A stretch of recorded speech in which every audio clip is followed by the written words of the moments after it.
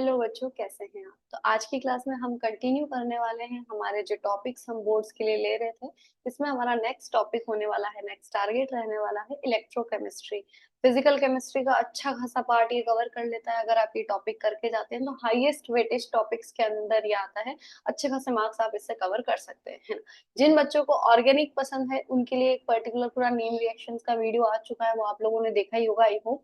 उसके अलावा जिनके लिए फिजिकल अच्छा लगता है, जिनके लिए फिजिकल इजी है, वो फिजिकल वाले वन शॉट वीडियो से आप पूरा रिवाइज कर सकते हैं। तो इलेक्ट्रोकेमिस्ट्री में ये पहला वीडियो पूरा थ्योरी क्लियर रहेगा। इसमें आप पूरी थ्योरी कवर कर सकते हैं, हमारे साथ रिवाइज कर सकते हैं, क्वेश्चन आंसर्स प्रैक्टिस कर सकते हैं। देन इसके अगले वीडियो में हम इसके क्वेश्चंस लगाएंगे जो कि बोर्ड्स पॉइंट ऑफ व्यू से रहेंगे प्रॉपरली। ठीक है, तो बिना किसी देरी के स्टार्ट करते हैं हमारा ये वीडियो। और आई होप आपको स्क्रीन विजिबल होगा।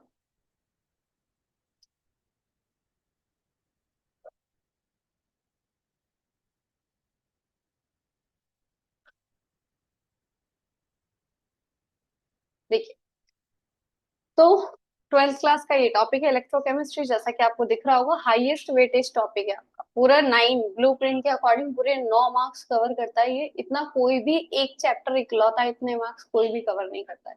ठीक है, तो थोड़ा सा अगर आप ढंग से नहीं समझेंगे तो हो सकता है आपके लिए प्रॉब्लमेटिक रहे, लेकिन अगर समझा जाए तो अच्छा खासा चैप्टर है, इजी चैप्टर है। इससे आपके न्यूमेरिकल्स भी बन सकते हैं। ठीक है, तो आइए पहले हमारे चैप्टर को ही देख लेते हैं कि क्या क्या चीजें इसमें आपको पढ़नी रहती है। ठीक है, तो बेसिकली इलेक्ट्रोकेमिस्ट्री क्या है? इलेक्ट्रोकेमिस्ट्री वो ब्रांच है जो इलेक्ट्रिसिटी और केमिस्ट्री को जोड़ती है ना।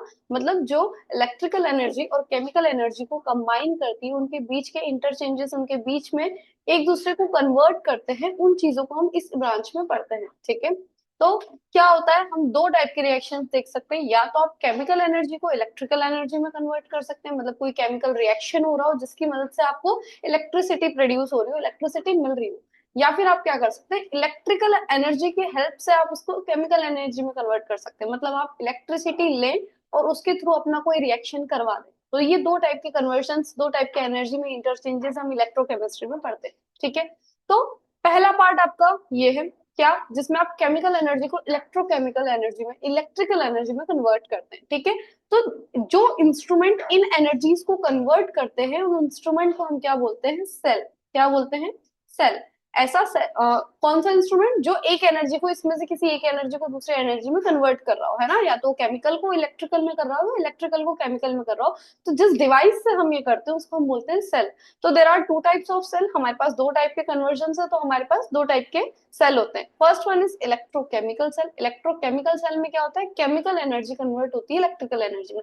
मतलब ये सेल का ऐसा सेटअप होगा जिसमें आप केमिकल रिएक्शन करवाएंगे, जिसकी हेल्प से आपको इलेक्ट्रिसिटी मिल जाएगी और उस इलेक्ट्रिसिटी को आप अपने पर्पसेस के लिए यूज कर सकते हैं। ठीक है, दूसरा इलेक्ट्रोलाइटिक सेल। इलेक्ट्रोलाइटिक सेल क्या करता है, इलेक्ट्रिकल एनर्जी आपको प्रोड्यूस करनी पड़ती है, उसकी मदद से वो कोई ना कोई केमिकल रिएक्शन करवाता है। ठीक है, तो इसको अगर आप बेसिक डेली लाइफ के एग्जांपल से देखें, तो जैसे कि आपका रिमोट, या आप रिमोट वगैरह में, घड़ी में जो सेल लगाते हैं, क्या होता है उससे, है ना। आप कोई से भी सेल्स पढ़ते हैं तो उसमें क्या होता है, कोई केमिकल आप देखते हैं ना, सेल एक पर्टिकुलर टाइम तक वर्क करता है फिर वो बंद कर देता है।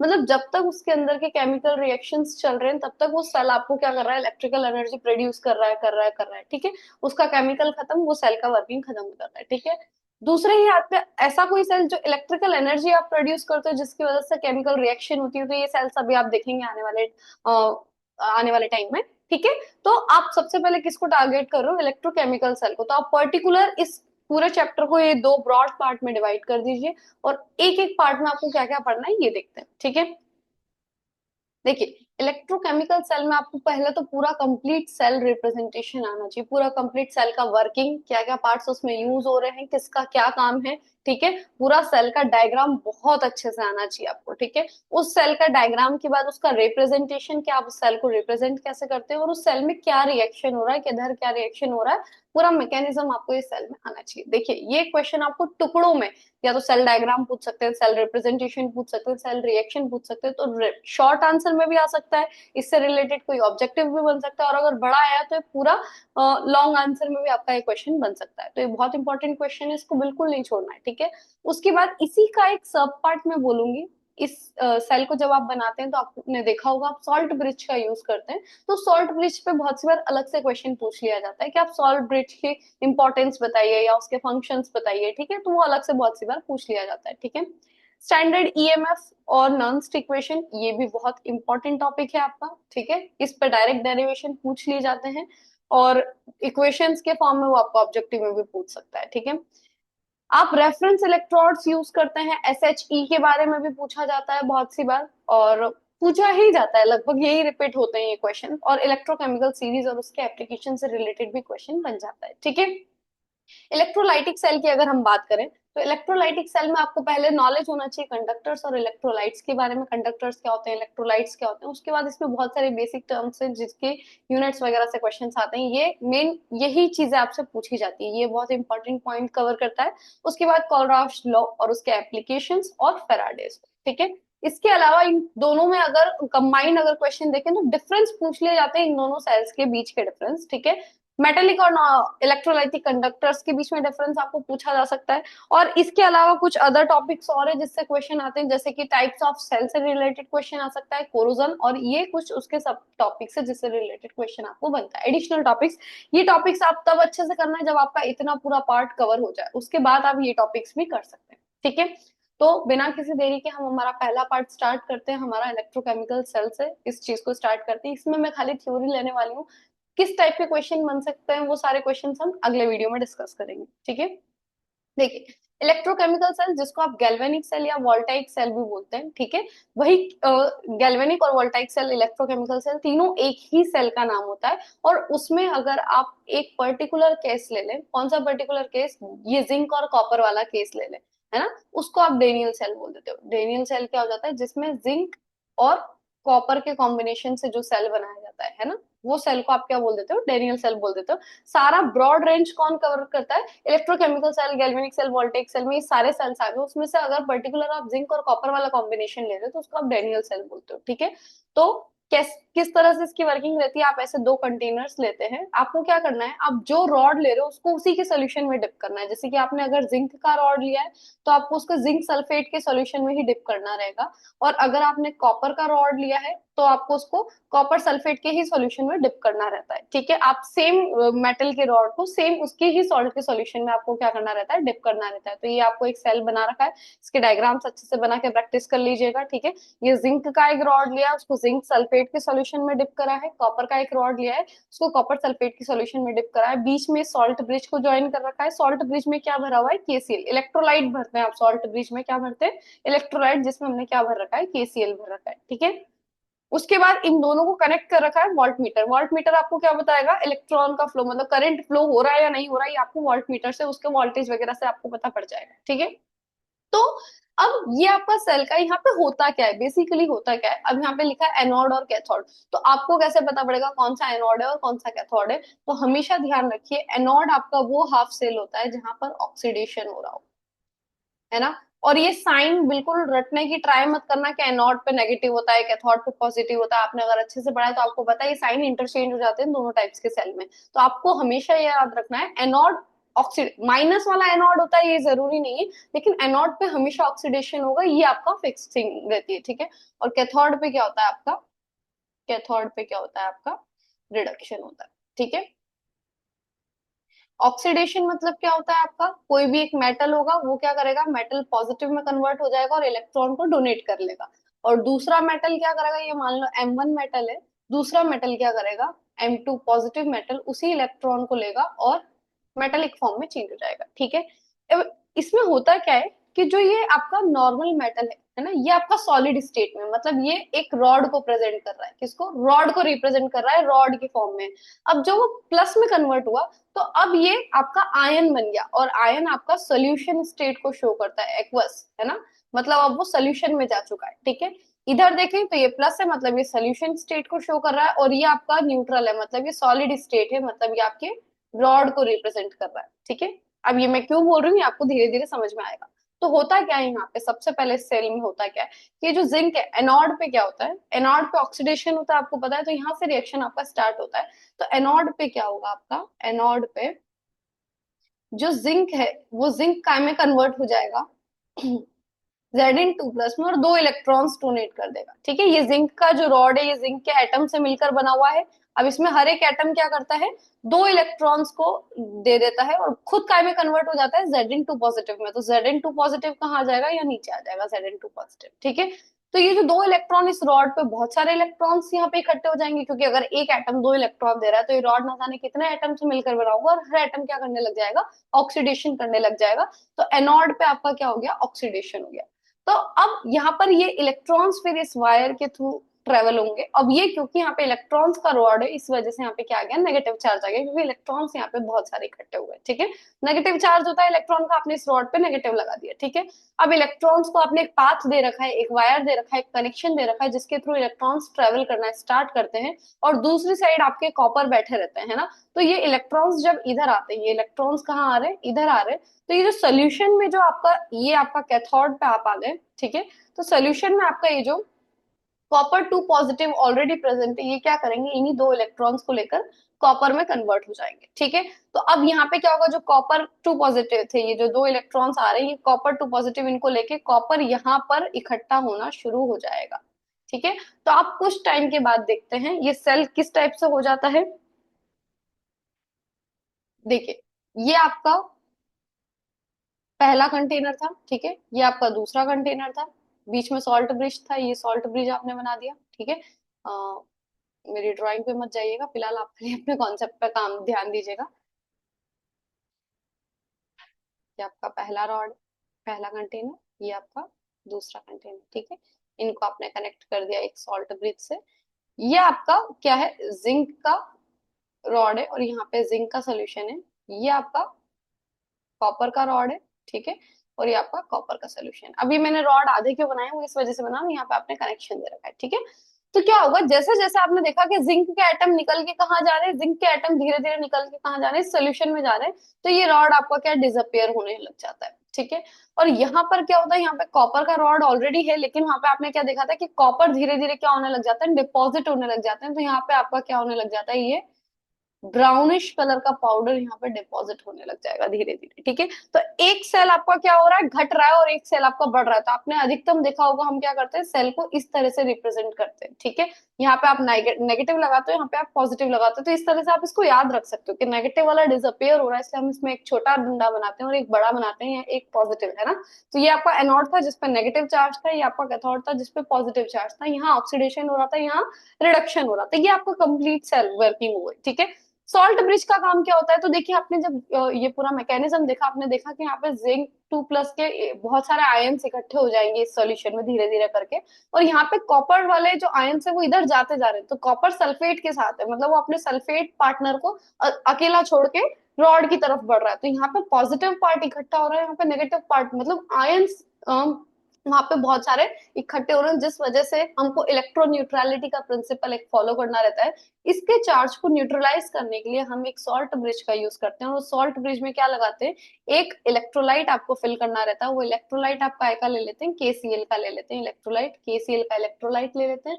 तो जो पॉजिटिव आयंस है ना, उसकी तरफ कौन से आयंस आते हैं, Cl नेगेटिव आयंस आएंगे उसको न्यूट्रलाइज करने के लिए, और जो K पॉजिटिव आयंस है वो इधर आते हैं इसको न्यूट्रलाइज करने के लिए। ठीक है, ये इलेक्ट्रोलाइट का बेसिक काम ये रहता है, जो एक्स्ट्रा चार्ज डेवलप हो रहा है उस चार्ज को न्यूट्रलाइज करना। ठीक है, इस वजह से हम सॉल्ट ब्रिज को यूज करते हैं। ठीक है, तो ये पूरा वर्किंग रहता है इस सेल का। ठीक है, और यहाँ पे जो भी आपको ओवरऑल यहाँ पे EMF मिलेगा वो आपको इस सेल का EMF पता पड़ जाता है ना। ये आपके लिए आप इस टाइप का बना सकते हैं, अगर आप प्रॉपर ये ना बनाए। जिंक सल्फेट का सॉल्यूशन 1 मोलैरिटी, किस कंसेंट्रेशन का आपने सॉल्यूशन लिया है, ये उसका रॉड है, ये एनोड है। इस टाइप से आपने पूरा क्या कर दिया, ये ऑक्सीडेशन हाफ सेल है, ये रिडक्शन हाफ सेल है, और एनाइंस कैटाइंस, ये सॉल्ट ब्रिज, ये पूरा आपने बना दिया। ठीक है, 3-4 बार प्रैक्टिस कर लेना डायग्राम की। ये हो गया आपका सेल डायग्राम। नेक्स्ट पॉइंट है, आपको सेल रिप्रेजेंट करना आना चाहिए। तो सेल रिप्रेजेंट के लिए आप एक काम ये कर सकते हैं, आप यहाँ से एक डब्ल्यू बनाए। कहाँ से शुरू करो आप, डब्ल्यू, एक सेकेंड, आप शुरू करो जिंक के। सबसे पहले आपने क्या करा था, आपने जब रिएक्शन शुरू करी थी, तो आपने रिएक्शन शुरू करी थी जिंक से। सबसे पहले जिंक ऑक्सीडाइज होता है ना। जिंक से आपने रिएक्शन शुरू करी थी, तो यहां से आप यहाँ गए, ये डब्ल्यू बनाया इस तरह से, है ना। उसके बाद आप यहाँ आए और ये डब्ल्यू। तो ये डब्ल्यू कहाँ कहाँ जा रहा है, पहला पॉइंट आ रहा है आपका जिंक के रॉड का, तो आपने जिंक बना दिया, ठीक है। इसकी स्टेट भी आप मेंशन कर सकते हैं, ये सॉलिड स्टेट में, ठीक है। जब भी फेस चेंज होगा, सॉलिड से लिक्विड में जा रहे हो, लिक्विड से गैस में जा रहे हो, जब भी आप फेस चेंज कर रहे हो, आपको एक ही सिंगल बार ये डंडा बनाना है, ठीक है। ये फेस ट्रांसफॉर्मेशन बताता है। तो आप जिंक पहले सॉलिड पे थे, सेकंड पॉइंट आपका आ रहा है जिंक के सोल्यूशन का। तो Zn2+ है, क्या ये Zn2+ है? आपने जिंक बनाया, अब क्योंकि फेस चेंज हो गया तो यहाँ पे आप क्या बनाएंगे, Zn2+। अब यहाँ पे आप बहुत सी बुक्स में ZnSO4 भी लिखा हुआ रहता है, चलेगा, और सब चलेगा, Zn2+ भी चलेगा, जिंक सल्फेट भी चलेगा, और एक्वस, और आपको यहाँ पे इसकी मोलैरिटी भी बता सकते हो, कितने मोलैरिटी का वो सोल्यूशन, ठीक है। यहाँ पे उसकी क्या बता दो, कंसेंट्रेशन भी बता सकते हो, ठीक है। उसके बाद सॉल्ट ब्रिज की आप, पहला पॉइंट हो गया, दूसरा पॉइंट हो गया, तीसरे पॉइंट के लिए, सॉल्ट ब्रिज के लिए आप हमेशा क्या करते हैं, ये डबल बार ये बना देते हैं, पैरेलल लाइंस टाइप का, ठीक है। उसके बाद तीसरी बार आप कहाँ गए, इस कॉपर के सोल्यूशन में गए, तो आपने क्या बनाया, Copper 2+, यहाँ पे उसकी मोलैरिटी लिख दी, ठीक है। Copper 2+ आपका सोल्यूशन था, सोल्यूशन से आप वापस कहाँ जा रहे हैं, रॉड पे जा रहे हैं, तो आपने Copper 2+ को वापस से सिंगल क्यों बनाए, क्योंकि आपका फेस ट्रांसफॉर्म हो रहा है और ये सॉलिड स्टेट में। इसको आप बोलते हो सेल रिप्रेजेंटेशन, कि इतने बड़े सेल को आप कैसे एक छोटी सी लाइन में आपने पूरा रिप्रेजेंट कर दिया। इसको रीड कैसे करते हैं, इसको रीड करने के लिए आप क्या यूज करेंगे, कि जिंक Zn2+ में कन्वर्ट हुआ, फिर उससे जुड़ा हुआ क्या है, आपका सॉल्ट ब्रिज जुड़ा हुआ है, Copper 2+ काय में कन्वर्ट हो रहा है, कॉपर में, मतलब जिंक Zn2+ में कन्वर्ट हो रहा है, ये हाफ सेल है आपका। सॉल्ट ब्रिज के इधर का लेफ्ट हैंड का हाफ सेल होता है, ये एनोड है, और सॉल्ट ब्रिज के इधर का अदर हाफ सेल होता है, जो कि कैथोड है आपका, ठीक है। तो हाफ सेल को पढ़ कैसे रहो, ये एरो राइट की साइड बना रहे हो, है ना, हमेशा याद रखना, मेटल के लिए आप एरो इस टाइप से बनाते हैं, और नॉन मेटल के लिए आप एरो इस टाइप से बनाते हैं, ठीक है। तो आप इधर से इधर जा रहे हैं, तो क्या हो रहा है, 2+ चार्ज आ रहा है, तो मतलब ऑक्सीडेशन हो रहा है जिंक का, और कॉपर का क्या हो रहा है, रिडक्शन हो रहा है, ठीक है। तो ये सेल रिप्रेजेंटेशन हो गया। सेल रिएक्शन मैंने ऑलरेडी बता दिया, रिडक्शन का, ऑक्सीडेशन का रिएक्शन, हाफ, ये आपका हाफ हाफ रिएक्शन था। फुल रिएक्शन में क्या करोगे आप, फुल रिएक्शन में क्या करोगे, इसी का जब आपको फुल रिएक्शन लिखना रहेगा, फुल रिएक्शन में आप इसको बैलेंस कर लीजिए, कैसे करेंगे आप फुल रिएक्शन में, देखिए, दो इलेक्ट्रॉन से दो इलेक्ट्रॉन कट गए, इधर क्या बच रहा है, इधर बच रहा है जिंक, इधर हो गया Copper 2+, इधर क्या हो गया, Zn2+, और इधर रह गया कॉपर, ठीक है। तो ये आपका ओवरऑल नेट रिएक्शन हो गया, ठीक है, बैलेंस हो गया। अब यहाँ तो दो दो इलेक्ट्रॉन्स थे तो कट गए आपस में, बहुत सी जगह 2 और 3 इलेक्ट्रॉन अगर होते हैं तो आपको एलिमिनेशन मेथड से दोनों साइड बराबर बराबर इलेक्ट्रॉन्स लेके बैलेंस करना रहता है, और उसको नेट रिएक्शंस के फॉर्म में लिखना रहता है। तो आपको और कोई सेल पढ़ने की जरूरत नहीं, फिलहाल आप एक सेल भी पढ़ोगे तो इसमें आपका काम हो जाएगा, ये सेल लेकिन अच्छे से पढ़ लीजिएगा, ठीक है। तो जैसा मैंने बताया वही आपको वर्किंग लिखना रहेगा, और ये पूरा आपको बनाना रहेगा, ठीक है। अब बारी आती है आपकी इंपॉर्टेंस ऑफ सॉल्ट ब्रिज की। सॉल्ट ब्रिज से बहुत सी बार क्वेश्चन आ जाते हैं, तो सॉल्ट ब्रिज होता क्या है। Salt bridge is a type of laboratory device used in electrochemical cell. कहाँ पे यूज होता है, ये इलेक्ट्रोकेमिकल सेल में यूज होता है, इलेक्ट्रोलाइटिक सेल में यूज नहीं होता है। To connect its reduction and oxidation half cells, दो हाफ सेल्स को कनेक्ट करने के लिए हम इसका यूज करते हैं, ठीक है। सॉल्ट ब्रिज का जो मेजर फंक्शन रहता है वो क्या रहता है, इलेक्ट्रिकल न्यूट्रलिटी को मेंटेन करता है ये सेल में, क्यों, क्योंकि चार्जेस डेवलप हो रहे हैं, उन चार्जेस को न्यूट्रल करना रहता है, जिस वजह से हम इसका यूज करते हैं, ठीक है। A salt bridge helps to prevent the accumulation of both positive and negative charges around the respective electrodes and allow a smooth reaction further to take place, ठीक है। It also minimizes or prevents the liquid-liquid junction potential. Potential arises between the two solutions when they are in contact with each other. अगर आप दो solution को एक साथ use कर रहे हो और उसके बीच में जब दो लिक्विड्स एक साथ आते हैं, है ना, दो लिक्विड्स एक साथ आते हैं, तो वो आपस में लिक्विड-लिक्विड जंक्शन पोटेंशियल, उन दोनों के जंक्शन पे एक पोटेंशियल क्रिएट हो जाता है, उसको मिनिमाइज करने के लिए भी आप सॉल्ट ब्रिज का यूज करते हैं, ठीक है। The bridge act as an electrical contact, वो क्या कर रहा है, इन दो हाफ सेल्स के बीच में इलेक्ट्रॉन ट्रांसफर होते रहे, उसके इलेक्ट्रिकल न्यूट्रलिटी को मेंटेन करने के लिए उन दोनों को उसमें पार्टिसिपेट करे बिना उसमें कांटेक्ट बनाए रख रहा है ना। वो खुद उसके रिएक्शन में कुछ नहीं पार्टिसिपेट कर रहा कि पोटेशियम की वजह से कोई रिएक्शन हो गया, बट उसमें वो जो इलेक्ट्रिकल ट्रांसफर हो रहा है उसमें कोई बाधा नहीं है, उसका पूरा ध्यान कौन रख रहा है, सॉल्ट ब्रिज रख रहा है। अब क्वेश्चन यहाँ से बन जाता है कि आपको इलेक्ट्रोलाइट्स पूछ लिए जाते हैं बहुत सी बार, कि KCl, NaCl, है ना, ऐसे इस टाइप से आपको 3-4 ऑप्शन दे देंगे और पूछेंगे बताओ कि कौन सा इलेक्ट्रोलाइट यहाँ पे यूज होगा, लिथियम Cl, है ना, कुछ भी क्वेश्चन पूछ सकते हैं रैंडम आपसे, HCl, बताओ इन चारों में से कौन सा इलेक्ट्रोलाइट यूज होगा, तो आप तो कोई सा भी टिक करके आ जाओगे कि भाई KCl यूज करो, NaCl यूज करो, क्या फर्क पड़ता है, फर्क पड़ता है।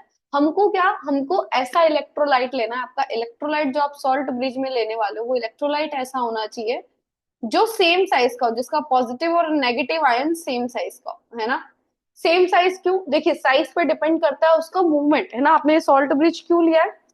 आपने सॉल्ट ब्रिज इसलिए लिया है कि ये जो सॉल्ट ब्रिज है यहाँ पे आपका जो भी एक पॉजिटिव होगा और एक नेगेटिव होगा, ठीक है, एक नेगेटिव होगा एक पॉजिटिव होगा।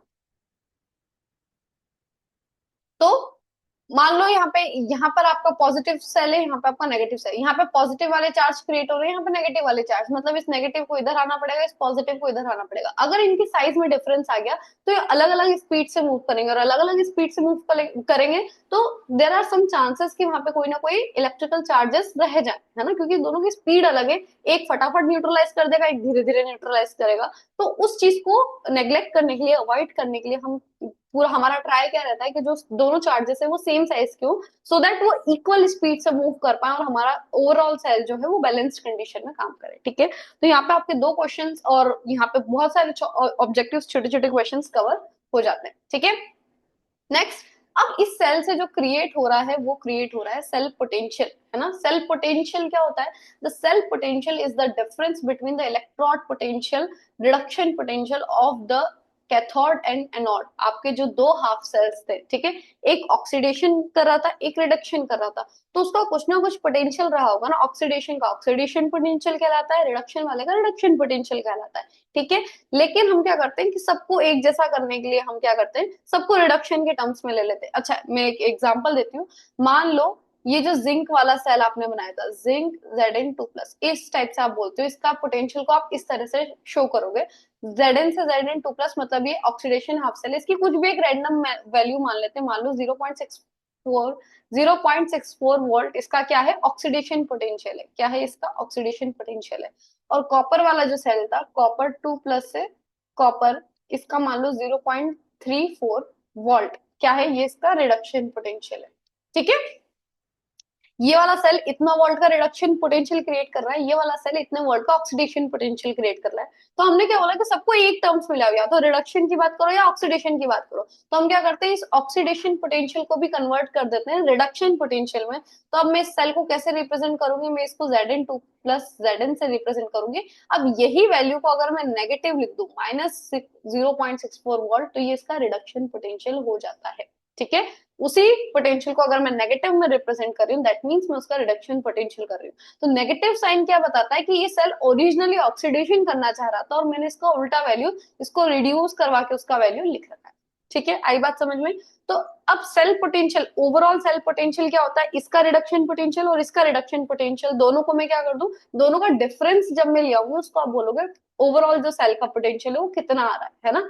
तो cell potential is the difference between the electrode potential of the cathode and anode. It is called the cell electromotive force, EMF। इसी को आप EMF कहते हैं। जब उस सेल में कोई भी करंट पास नहीं हो रहा है, मतलब आपने सब चीज बंद कर रखी है, अपने आप जो हो रहा है, उस स्टेज में जो आप पोटेंशियल डिफरेंस क्रिएट हो रहा है उसको आप क्या बोलते हैं? EMF ऑफ सेल बोलते हैं, ठीक है। ये नॉट साइन क्या रिप्रेजेंट करता है?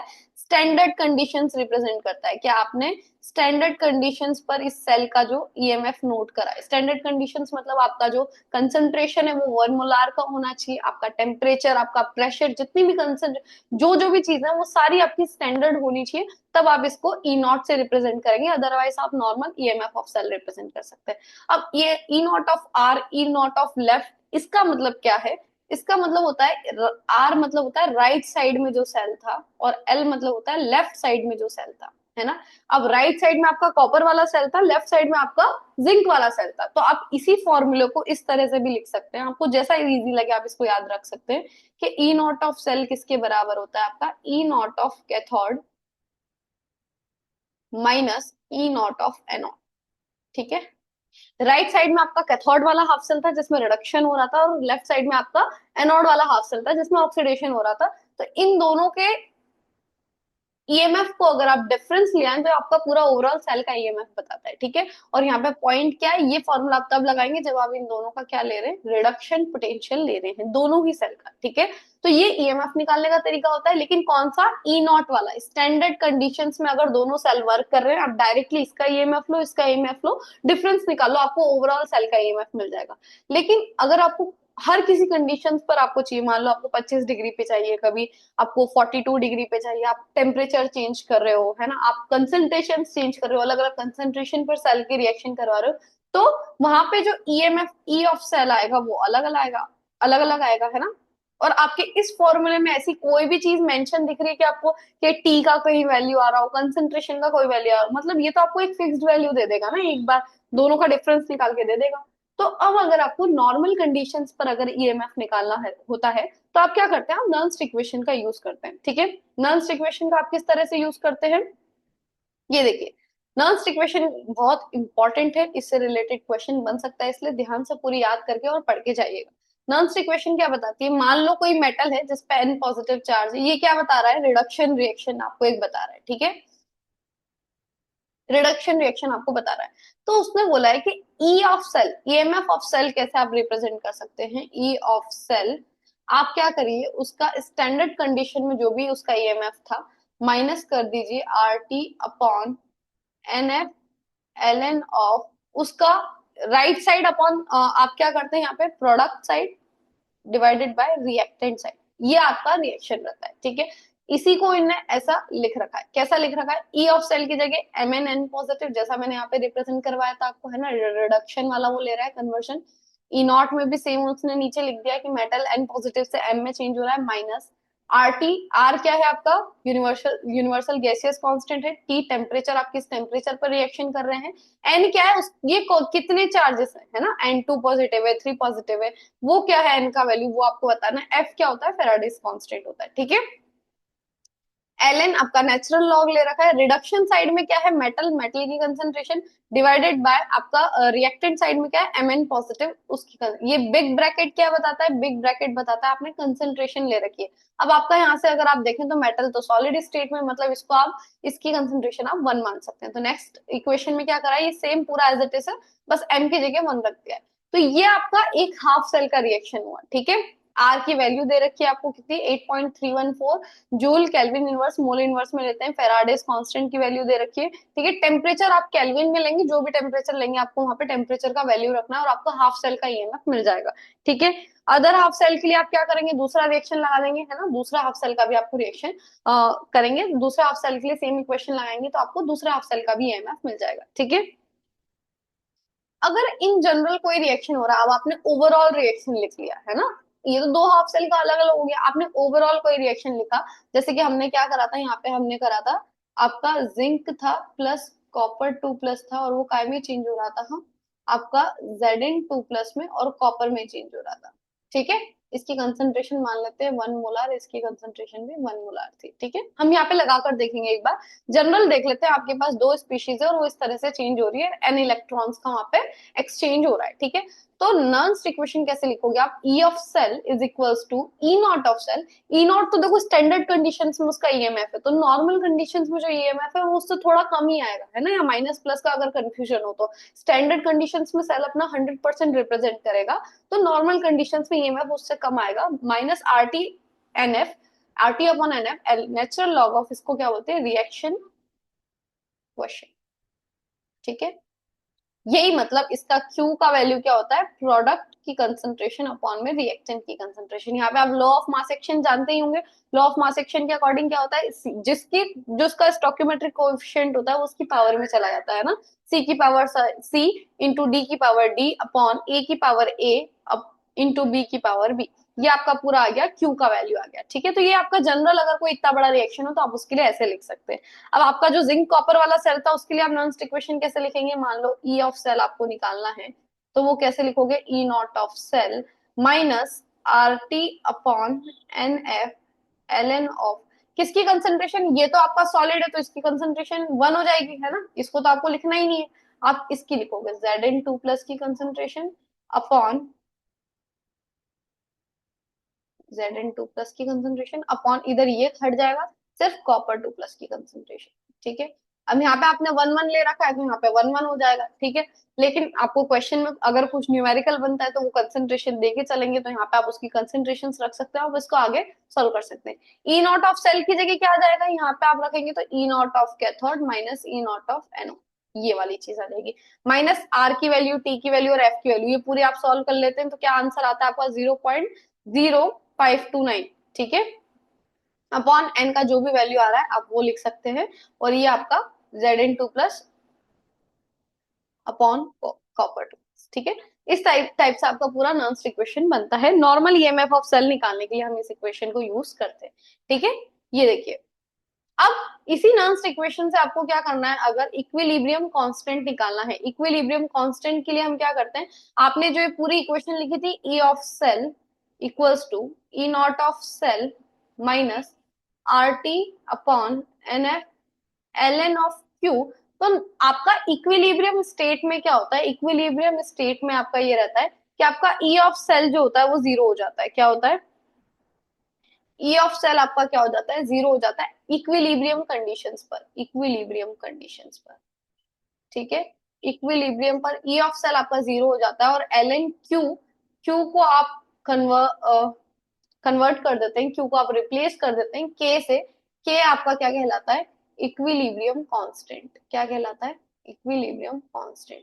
तो अगर आपको इक्विलिब्रियम कांस्टेंट निकालना है तो आपका ये जीरो हो गया, मतलब आपका E not of cell minus R T upon N F L N of K is equals to क्या हो गया, जीरो हो गया। इसको पूरे को मैं क्या कर दूं, उधर भेज दूं, तो E not of cell equals to क्या हो जाएगा, R T upon N F L N of K. यहां से अगर मैं एल एन ऑफ के को इधर ही रहने दूं तो एल एन ऑफ के का क्या वैल्यू आएगा, देखिए एन एफ उधर चला जाएगा, N F E not of cell upon R T नीचे आ गया, ठीक है। तो ये आपका क्या वैल्यू हो गया, एल एन के का वैल्यू हो गया। यहाँ से अगर आपको के का वैल्यू निकालना है तो दूसरा आप क्या कर सकते हैं, नेचुरल लॉग को आप आपका लॉग बेस 10 में भी कन्वर्ट कर सकते हैं। तो उसके लिए आपको 2.303 से क्या करना रहता है, मल्टीप्लाई करना रहता है। तो इनने वही जिंक कॉपर वाला सेल ले रखा है, Zn2+ है अपॉन में कॉपर 2+ है, इनने क्या करा 2.303 से मल्टीप्लाई कर दिया, तो ये क्या हो गया, एल एन की जगह लॉग हो गया, ठीक है। ई नॉट ऑफ सेल का वैल्यू क्या आ गया, ये पूरा आ गया। इक्विलिब्रियम पे आप Zn2+ और इस पूरे को केसी से रिप्लेस कर सकते हैं, केसी है ना। तो क्या हो गया, ई नॉट ऑफ सेल, देखिए आपने जो ये इक्वेशन लिखा था, ये वाला इक्वेशन देखिए यहाँ पे, है ना, ये इक्वेशन देखिए, ये पूरा इक्वेशन क्या है, E not of cell, E not of cell R T upon N F L N K. तो यहाँ पे R T upon N F L N की जगह लॉग लगाया, तो यहाँ पे 2.303 से क्या हो गया, मल्टीप्लाई कर दिया, ठीक है। तो यहाँ पे आपको इक्विलिब्रियम कांस्टेंट अगर वो, वैसे तो वो देंगे नहीं, बट बाय चांस अगर दे दे निकालने को, तो आपको फिर पूरा लॉग वॉग उसी हिसाब से देंगे जो आपको लॉग नॉर्मल, आपको log 2 log 3 log 4 और log 5 तक के वैल्यूज तो याद होंगे इसी, उससे रिलेटेड, या फिर वो गिवन क्वेश्चन में दे सकते हैं कि आपको जो लॉग यूज होने वाला है उसकी क्या वैल्यू है, ठीक है। तो ये आपका इसके और इसके बीच में रिलेशन होता है, आप इसको आगे सॉल्व कर सकते हैं, ठीक है। कैसे सॉल्व कर सकते हैं, देखो लॉग केसी में एक साइड रहने दो, ठीक है, बाकी पूरा क्या हो जाएगा, N F E not of cell upon 2.303 R T. तो यहां से अगर मेरे को इसको केसी का वैल्यू निकालना है, इक्विलिब्रियम कांस्टेंट का, तो ये पूरी चीज 10 की पावर में चली जाती है, ठीक है। पूरी चीज को आप 10 की पावर में लिख देना तो वो केसी का वैल्यू आ जाता है। या फिर आपको ऐसा देंगे कि डायरेक्ट लॉग केसी की ही वैल्यू निकलवाएं, वैसे तो ऐसे क्वेश्चन आते नहीं, इतना बोर्ड्स में नहीं आते हैं ये सब, ठीक है, कन्वर्जन। तो इन दोनों के बीच में ये रिलेशन था, ठीक है। नेक्स्ट गिब्स फ्री एनर्जी क्या होती है, गिब्स फ्री एनर्जी आप थर्मोडायनेमिक्स में पढ़ते हैं। गिब्स फ्री एनर्जी का फॉर्मूला जो होता है वो होता है, अगर आप स्टैंडर्ड कंडीशंस में बात कर रहे हैं तो delta G nought Gibbs free energy of reaction क्या होता है, minus N F E not of cell, है ना, याद रखना, minus N F E not of cell. अब आपने पिछली अभी जो आपने करा इसमें, या N F E not of cell आया था, आपका क्या वैल्यू आया था, एल एन ऑफ के, इधर से देखिए L N of K is equals to N F E not of cell upon में क्या आया था, आर टी आया था, है ना। और हमको क्या पता है डेल्टा जी का वैल्यू क्या होता है, delta G minus N F E not of cell, है ना। तो अगर मैं N F E not of cell की जगह क्या लिख सकती हूँ, माइनस डेल्टा जी नॉट लिख सकती हूँ, तो एल एन के का वैल्यू क्या आ जाएगा, minus delta G not upon R T. तो यहाँ से डेल्टा जी का एक और क्या वैल्यू आ गया, एक और फॉर्मूला क्या बन गया, माइनस उधर शिफ्ट हो जाएगा, minus R T L N K. तो ये अलग अलग, अगर आप किसी कॉम्पिटेटिव एग्जाम की प्रिपरेशन कर रहे हैं तो वहां पे अलग अलग फॉर्मूले से, अलग अलग कन्वर्जन से आपके क्वेश्चन पूछे जाते हैं। आपको इक्विलिब्रियम कांस्टेंट पूछा है और आपको अगर ईएमएफ का डेटा दिया है तो आप ये वाला फॉर्मूला यूज कर सकते हैं जो आपने ईएमएफ निकाला नॉन इक्वेशन के थ्रू। लेकिन अगर आपको डेल्टा जी का डेटा दिया हुआ है और आपसे इक्विलिब्रियम कांस्टेंट पूछ रहे हैं, या डेल्टा जी पूछ रहे हो और ई नॉट, अगर डेल्टा जी पूछ रहे हैं ई नॉट बताएंगे तो आप ये फॉर्मूला यूज कर लेंगे, और अगर आपको के का वैल्यू निकालने के लिए चीजें देंगे तो आप ये वाला फॉर्मूला यूज कर लेंगे। तो इस टाइप से गिब्स फ्री एनर्जी का भी इसमें रिलेशन होता है, ठीक है। मूविंग अहेड, हमारा नेक्स्ट टॉपिक है रेफरेंस इलेक्ट्रोड। देखिए अभी हमने क्या क्या कर लिया है हमारे इतने सारी चीजों में। हमारा सेल सेल पूरा हो गया है, फंक्शंस ऑफ सॉल्ट ब्रिज हो गए हैं, स्टैंडर्ड ईएमएफ और नॉन इक्वेशन हम कर चुके हैं। रेफरेंस इलेक्ट्रोड क्या होता है, तो रेफरेंस इलेक्ट्रोड के बारे में अगर मैं आपको बताऊं, तो आप क्या करते हैं, आप देखिए ये बहुत कॉम्प्लिकेट हो जाता है कि आप क्या कर रहे हो, आप एक साइड दूसरा इलेक्ट्रोड ले रहे हो, यहाँ पे अलग इलेक्ट्रोड ले रहे हो, हाफ सेल दूसरा ले रहे हो, हाफ सेल अलग ले रहे हो, इसका ईएमएफ निकाल रहे हो, फिर इसका ईएमएफ निकाल रहे हो। तो हमने क्या बोला, हम एक रेफरेंस इलेक्ट्रोड तय कर लेते हैं, मतलब एक इलेक्ट्रोड फिक्स कर लेते हैं, इसका ईएमएफ निकाल लो आप, है ना, इसका जो भी ईएमएफ आ रहा है आप वो निकाल लो।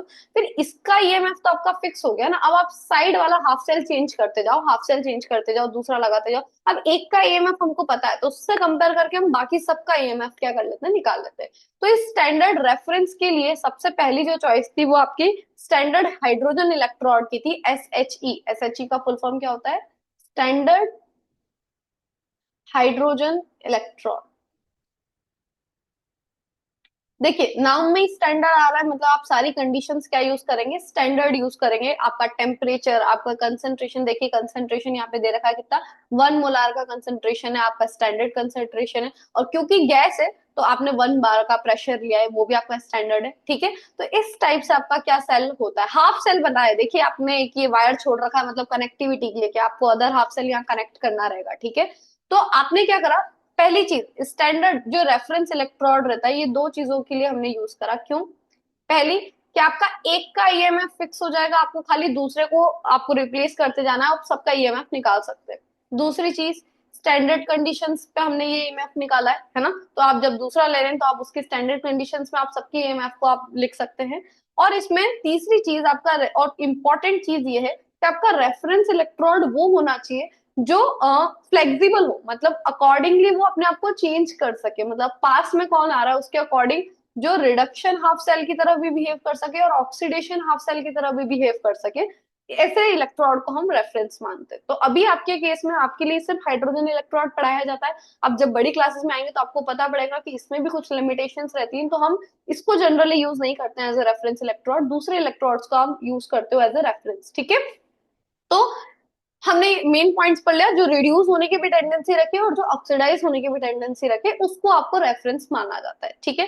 तो अब ये इस तरह से, ये तो सिंपल सा डायग्राम है, आप बना देंगे। आपने क्या कर रखा है, ग्लास का जैकेट लिया है, ग्लास का जैकेट मतलब एक ग्लास के अंदर आपने क्या कर रखा है, इस हाइड्रोजन, अब हाइड्रोजन मेटल तो है नहीं जिसका आप पूरा वो लगा देंगे वायर वगैरह, तो आपने अंदर ये जो वायर रहता है ये कोई भी इनर्ट मेटल का रहता है जो खुद रिएक्ट ना करे। अगर आप जिंक कॉपर का लेंगे तो वो खुद रिएक्ट करने लग जाएगा, इसलिए आप प्लेटिनम टाइप के वायर्स का क्या लेते हैं, अंदर वायर इस टाइप के मेटल्स का लेते हैं जो खुद इनर्ट हो। उसके बाद आप यहाँ पे जो ये रहता है ना, ये छन्नी टाइप का आप समझ सकते हैं, इसमें क्या करते हैं, इस प्लेट में क्या करते हैं, प्लेटिनम कोटेड, और ये जो फॉइल रहती है इसमें आप क्या करते हैं, हाइड्रोजन गैस को एड्सॉर्ब करवाते हैं। क्या करते हैं, hydrogen gas is adsorb, absorb नहीं एड्सॉर्ब, ठीक है, एड्सॉर्ब करवाते हैं। और यहाँ पे जो सोल्यूशन रहते हैं वो HCl का ले सकते हैं, कोई सा भी इलेक्ट्रोलाइट का ले सकते हैं हाइड्रोजन के साथ, है ना। वो कंसंट्रेशन क्या होनी चाहिए, 1 मोलैरिटी की कंसंट्रेशन होनी चाहिए। आप यहाँ से हाइड्रोजन गैस को फिल करते हैं, कितने पे, 1 बार पे फिल करेंगे इस हाइड्रोजन गैस को, ठीक है। तो रिएक्शन क्या होने वाली है यहाँ पे, जो हाइड्रोजन है ना, जो एक्वस में यहाँ पे जो H+ आयन प्रेजेंट है, वो क्या करते हैं, अगर आप रिडक्शन वाली कंडीशन देखें तो एक इलेक्ट्रॉन को एक्सेप्ट करता है और हाफ H2 में कन्वर्ट हो जाता है, ये आपका हाफ सेल है ना। अगर वो as a cathode, as a reduction half cell work कर रहा है तो वो इस टाइप से वर्क करेगा, ठीक है। और अगर इसी का उल्टा रिएक्शन लिख देना, अगर वो इस टाइप से लिखा हुआ है, दैट मीन्स वो ऑक्सीडेशन हाफ सेल का वर्क कर रहा है, ठीक है। तो इसका कुछ ना कुछ ईएमएफ आएगा स्टैंडर्ड कंडीशंस पर। उस ईएमएफ को हमने क्या करा, देखिए इसका एक्चुअल ईएमएफ जीरो नहीं आता है, ऐसा सबको लगता है कि हाँ इसका ईएमएफ जीरो आ रहा है, ऐसा नहीं है। स्टैंडर्ड कंडीशंस पे इसका जो भी ईएमएफ आता है हम उसको मान लेते हैं जीरो। जो SHE का जो ईएमएफ है वो हम क्या मान लेते हैं, जीरो, उसको रेफरेंस रख देते हैं कि जीरो। अब देखिए मान लो इसका ईएमएफ ओरिजिनली 7 होता और इसके साथ मैंने, ये आपका SHE है और इसके साथ मैंने जिंक का लगाया है ना, जिंक का लगाया, और मान लो जिंक का उस टाइम पे कुछ 11 ईएमएफ दे रहा होता है ना, रेंडमली मैं वैल्यूज ले रही हूँ, इसका ओरिजिनली 7 है, इसका 10 ले लेते हो, ठीक है। और इसका जिंक का 10 ले रहा होता है, ठीक है। तो आप क्या करते हैं, आप वहां से इसका ईएमएफ निकाल लेते हैं ना, कि जिंक का इतना आ रहा होगा। आपको क्या करना पड़ता है, हर बार अलग अलग के लिए इसमें माइनस करना रहता है। लेकिन अब हमने क्या करा, इस 7 को हमने रिप्लेस कर दिया जीरो से, तो अब ये 10 कितना हो जाएगा, 10 आपका रह जाएगा 3। तो अब आपका जैसे ही आपने एस एच ई को आपने 0 रखा, अब आपका जो भी ईएमएफ आ रहा है वो आपके दूसरे हाफ सेल की वजह से आ रहा है। तो आपके लिए चीजें कितनी आसान हो गई, आपको डिफरेंस नहीं निकालना पड़ेगा, एक तो ऑलरेडी 0 है, आप खाली दूसरे स्टैंड आप उस स्टैंडर्ड रेफरेंस इलेक्ट्रोड के साथ दूसरे इलेक्ट्रोड्स को रखते जाओ और उसका ईएमएफ नोट करते जाओ। जो भी ईएमएफ आएगा आपके दूसरे इलेक्ट्रोड की वजह से आएगा, क्योंकि आपने एसएचई का वैल्यू तो 0 रख दिया है ना। तो ये काम होता है एक प्रॉपर रेफरेंस इलेक्ट्रोड का। देखिए यहीं पे आपको थ्योरी में पूरा समझाया गया है। This consist of A gas at 1 atmospheric pressure. अब यहाँ पे 1 एटीएम लिया है प्रेशर और आपने अभी 1 बार पढ़ा, तो देखिए 1 एटीएम और 1 बार रफली बराबर ही होते हैं, ठीक है। Platinum electrode immerse, platinum electrode आप काय में डालते हैं, 1 मोलर के HCl सॉल्यूशन पे डालते हैं 298 केल्विन पे। The platinum electrode is coated with platinum black to increase its surface. The hydrogen electrode thus constructed forms a half cell which on coupling with any other half cell begins to work on the principle of oxidation or reduction. Oxidation भी कर सकता है और reduction भी कर सकता है। Electrode depending upon the circumstances works both as anode और cathode, ठीक है। ये सारा डायग्राम बना दिया, थोड़ी बहुत थ्योरी लिख दी। सेल रिएक्शन, आपको सेल डायग्राम बनाना है, सेल रिएक्शन और ये सेल रिप्रेजेंटेशन भी लिखना है, ठीक है। क्या हो गया, H2 आप ऐसे भी लिख सकते हो और हाफ H2 के फॉर्म में भी लिख सकते हो, ठीक है। अगर वो एनोड पे काम कर रहा है मतलब वो ऑक्सीडेशन करेगा, और अगर वो कैथोड पे काम कर रहा है तो वो क्या करेगा, रिडक्शन करेगा। इसका सेल रिप्रेजेंटेशन आप ऐसे करोगे। अब यहाँ पे क्या करा 1 एटीएम, यहाँ पे क्या करोगे, प्लेटिनम को भी आपको लगाना पड़ेगा क्योंकि प्लेटिनम बीच में इन्वॉल्व हो रहा है ना, ठीक है। तो H3O प्लस क्यों लिखा है यहाँ पे, आपने जो एक्वस सॉल्यूशन लिया उसमें एक H प्लस इन्वॉल्व हो गया है ना, ये जो H प्लस यहाँ से गया है वो कहाँ जाएगा, वो उसके साथ जुड़ जाएगा ना, इस वजह से उसको H3O प्लस लिया और उसका क्या ले लिया, कंसेंट्रेशन ले लिया, ठीक है। सेम इसी को उल्टा करके लिख दोगे तो वो कैथोड हाफ सेल के लिए हो जाएगा, ठीक है। तो स्टैंडर्ड हाइड्रोजन इलेक्ट्रोड को आर्बिट्रेरली मतलब आपने उसका पोटेंशियल 0 असाइन करा है और होता नहीं है वो एक्चुअल में। तो जब इसको आपने 0 रख दिया और इसके साथ साथ दूसरे सेल्स को लगाते गए तो हमको एक ये पूरी सीरीज मिलती है जिसको आप क्या बोलते हो, आपके इलेक्ट्रोकेमिकल सीरीज, जिसमें आपने क्या करा है, सबका ऑक्सीडेशन पोटेंशियल जो है, सॉरी रिडक्शन पोटेंशियल जो है वो लिया, ठीक है। तो ये आपका स्टैंडर्ड हाइड्रोजन इलेक्ट्रोड जिसका वैल्यू 0 रख दिया है, ठीक है। उसके बाद आप सबका देखते गए किसका क्या वैल्यू आ रहा है, कॉपर का जैसे कि आप यहाँ से देख सकते हैं 0.34 वैल्यू है उसके ऊपर आपका, और कॉपर के बाद F2 का सबसे ज्यादा वैल्यू होता है रिडक्शन पोटेंशियल। रिडक्शन पोटेंशियल दे रखा है 2.87 है ना वोल्ट। और नीचे जैसे जैसे आप जा रहे हैं, सिल्वर का हो गया, ठीक है, नीचे जैसे जैसे जा रहे हैं अब आपके नेगेटिव वैल्यूज शुरू हो गए है ना। यहाँ पे जिंक का देखिए -0.76 दे रखा है, ठीक है। ये सब रिडक्शन पोटेंशियल्स है ना। तो इससे हमको क्या समझ में आता है कि 0 से ऊपर पॉजिटिव जिसके भी रिडक्शन पोटेंशियल है, दैट मीन्स वो ऑलरेडी रिडक्शन करना चाहते हैं और आप उसको रिड्यूस करवा रहे हैं ना। रिडक्शन करना चाहते हैं मतलब वो इलेक्ट्रॉन को ऑलरेडी एक्सेप्ट करना चाहते हैं। तो इलेक्ट्रॉन एक्सेप्ट करने की सबसे ज्यादा टेंडेंसी किसकी होती है, फ्लोरीन की। आपको ऑलरेडी पता है फ्लोरीन की इलेक्ट्रोनेगेटिविटी सबसे ज्यादा होती है, तो उसका रिडक्शन पोटेंशियल सबसे हाई आता है, ठीक है। और जैसे जैसे आप नीचे जा रहे हैं तो नेगेटिव वैल्यू बढ़ता जा रहा है। नेगेटिव वैल्यू बढ़ रहा है इसका मतलब क्या है कि वो रिड्यूस नहीं होना चाह रहा है, आप उसको रिड्यूस करवा रहे हैं। तो नीचे वाले सेल क्या करते हैं, एनोड की तरह बिहेव करते हैं, और ऊपर वाले सेल आपके कैथोड की तरह बिहेव करते हैं। ये ओरिजिनली ऑक्सीडेशन करना चाहते हैं। इन्हीं का अगर आप प्लस साइन ले लेंगे तो उसका ऑक्सीडेशन पोटेंशियल हो जाएगा, ठीक है।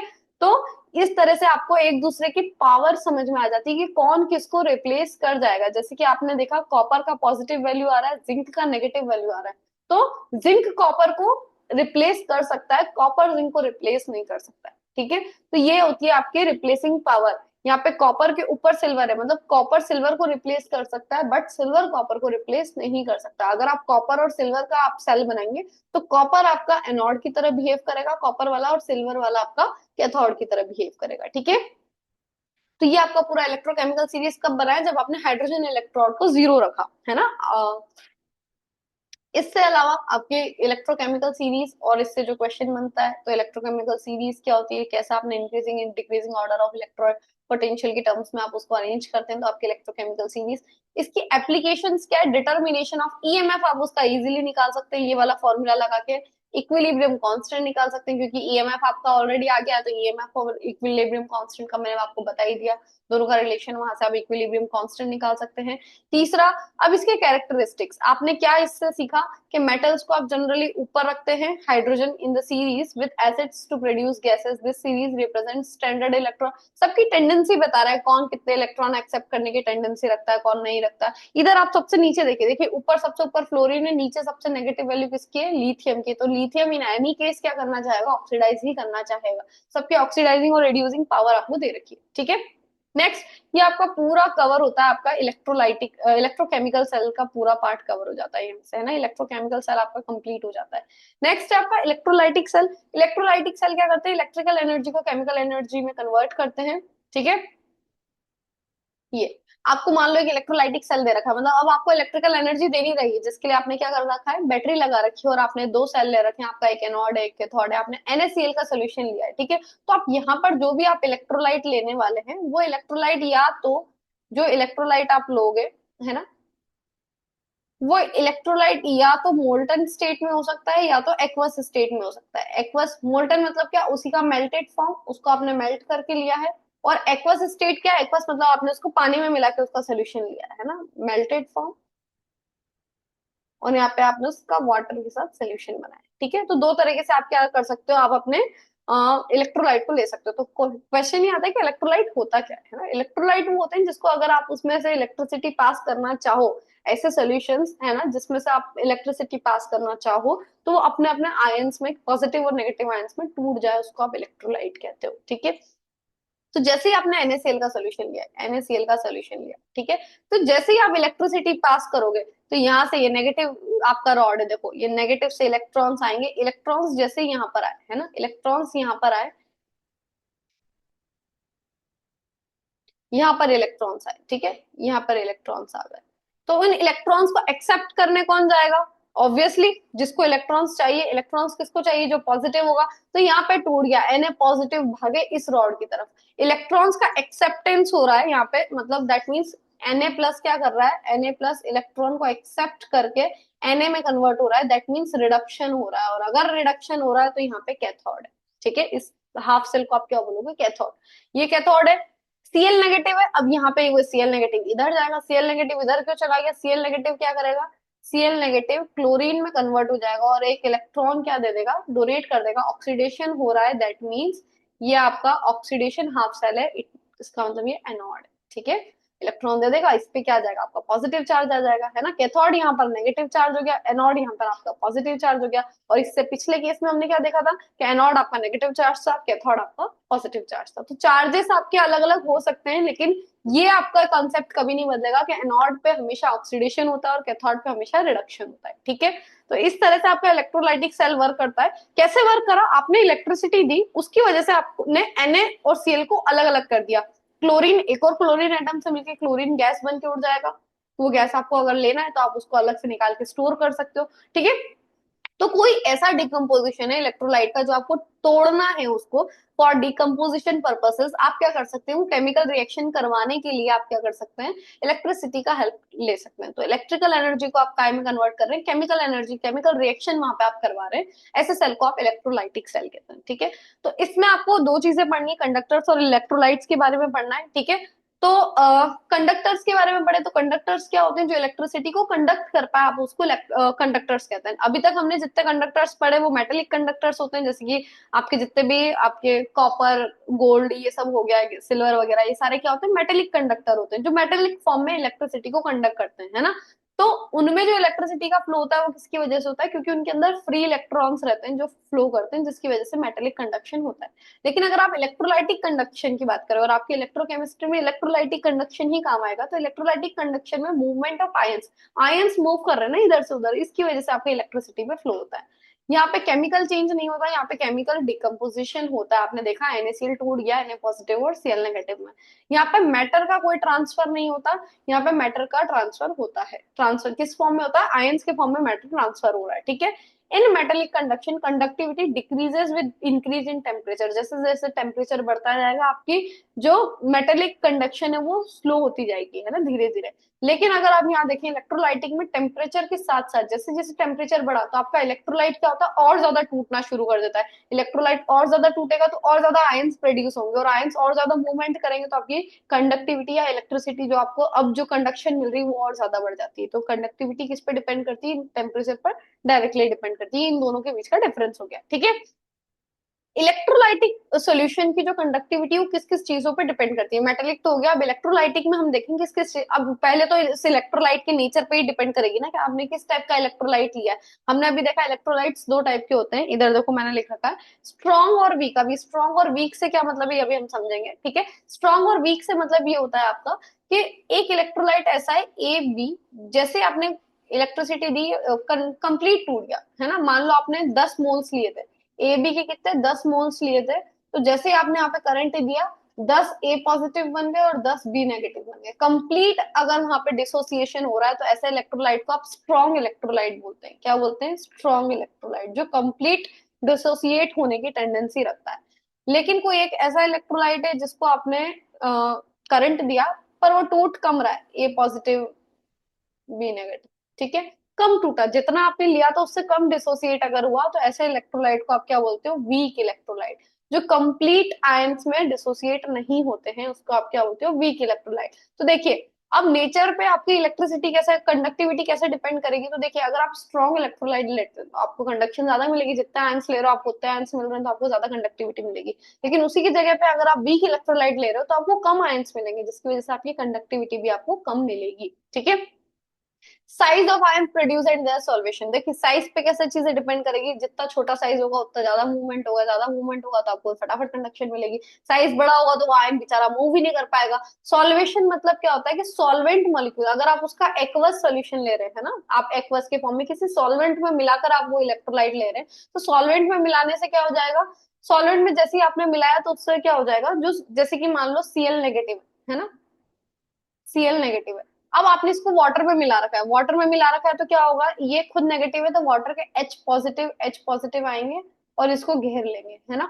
एच प्लस आएगा और इसको घेर लेगा, यहाँ से एच आएगा इसको घेर लेगा। तो ये अब इतना छोटा क्लोरीन नहीं ला, इसके आसपास कुछ लोग घिरे हुए, तो अब इसको अगर दूसरे रॉड पे जाना है तो इस सबको लेकर जाना पड़ेगा, इसको सॉल्वेशन कहते हैं। तो वो पहले खुद तो छोटा आयन था लेकिन उसका सॉल्वेशन हो गया, जिसकी वजह से अब उसको मूवमेंट होने में दिक्कत आ रही है। तो सॉल्वेशन के बाद क्या होता है, जनरली सॉल्वेशन के बाद क्या होता है कि जो आयंस की स्पीड होती है वो कम हो जाती है, रिटार्ड हो जाती है, जिस वजह से आपको कंडक्टिविटी में दिक्कत आती है। तो सॉल्वेशन पे भी काफी चीजें आपकी डिपेंड करती है।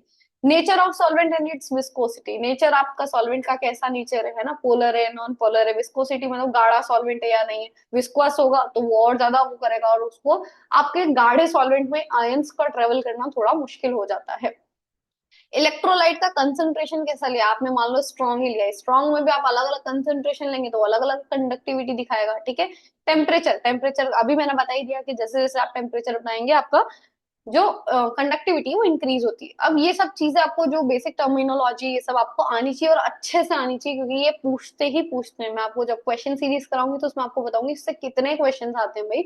और न्यूमेरिकल वाला पार्ट भी देखिए, आपको भले बोर्ड्स में इससे अगर एक भी न्यूमेरिकल आता है तो ये सारे फॉर्मूले पता होंगे आपको, तो न्यूमेरिकल में फुल चांसेस होते हैं आपको मार्क्स मिलने के, है ना। तो ट्राई करिए, न्यूमेरिकल छोड़ना नहीं है, करके आना है, ठीक है। देखिए पहला रेजिस्टेंस क्या होता है, तो रेजिस्टेंस आपने ऑलरेडी ओम्स लॉ वगैरह पढ़ाई है। रेजिस्टेंस को आप कैसे बताते हैं, रेजिस्टेंस मतलब रुकावट, इलेक्ट्रिकल कंडक्टिविटी में जो ऑब्स्टिकल्स आ रहे हैं आप उसको रेजिस्टेंस बोलते हैं। तो रेजिस्टेंस किस किस चीजों पे डिपेंड करता है, लेंथ के डायरेक्टली प्रोपोर्शनल होता है आपका कंडक्टर का, जितना बड़ा लेंथ होगा, जितना लेंथ बढ़ता जाएगा रेजिस्टेंस उतना बढ़ता जाता है।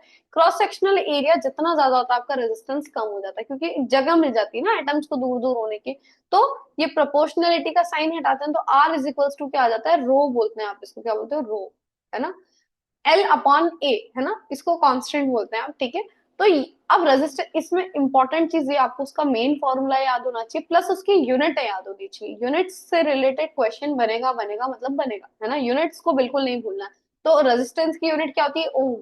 क्या यूनिट होती है, ओम रेजिस्टेंस की यूनिट होती है। अब ये फॉर्मूला अगर याद हो गया तो बाकी के सारे फॉर्मूले इजीली याद हो जाते हैं। कंडक्टेंस क्या होती है? रेजिस्टेंस का अपोजिट है ना। कंडक्टेंस मतलब अगर सेल में जितनी रेजिस्टेंस है, जितनी ज्यादा रुकावट है, तो आपका सेल उतना कम वर्क करेगा, आपको उतनी कम कंडक्टिविटी मिलेगी। ठीक है, तो रेजिस्टेंस कम हो गया मतलब कंडक्टेंस बढ़ गया। तो हम इसको डिफाइन ही ऐसा करते हैं, inverse of resistance is called conductance, जिसको आप जी से रिप्रेजेंट करते हैं।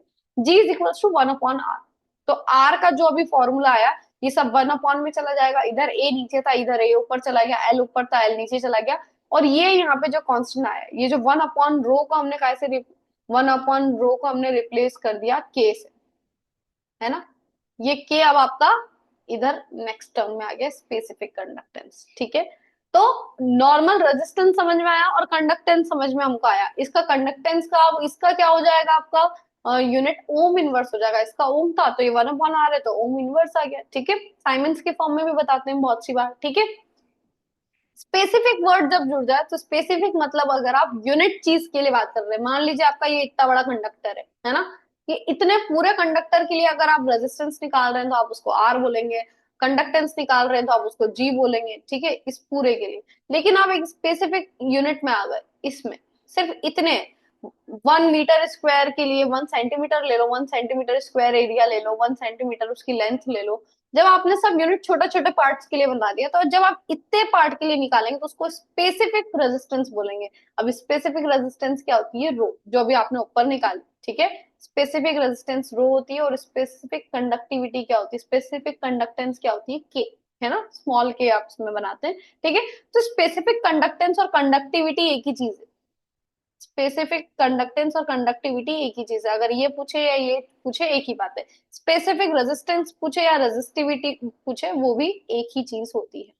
ठीक है, ये इसका कप्पा बोलते हैं, इसको 1/रो होता है। ठीक है, और यहाँ पे रो रो के अगर आप वैल्यू निकालें तो ऊपर से देखो रो का क्या वैल्यू आ जाएगा, A/L इंटू आर रेजिस्टेंस चला गया, ये आपका रो का वैल्यू हो गया। ठीक है, तो ये सारे कन्वर्जन आप करना अच्छे से, सारे फॉर्मूले आपको याद होने चाहिए। अब इन सब में देखें तो ये जो L/A रिपीट हो रहा है, इस L/A को आप काय में कन्वर्ट कर लेते हो? एक्स, जिसको आप सेल कांस्टेंट बोलते हो। सेल कांस्टेंट क्या होता है? कंडक्टर की लेंथ को उसके एरिया से डिवाइड कर दो। L/A को आप क्या बोलते हो? सेल कांस्टेंट बोलते हो। ठीक है, अब इन सब के अगर आप यूनिट्स की बात करो, ठीक है, यूनिट्स की बात करो, तो यहाँ पे इसकी यूनिट क्या हो जाएगी? इस स्पेसिफिक कंडक्टेंस की जो यूनिट हो जाएगी वो क्या हो जाएगी? देखो, स्पेसिफिक कंडक्टेंस की यहाँ से वैल्यू निकालो, क्या आएगी?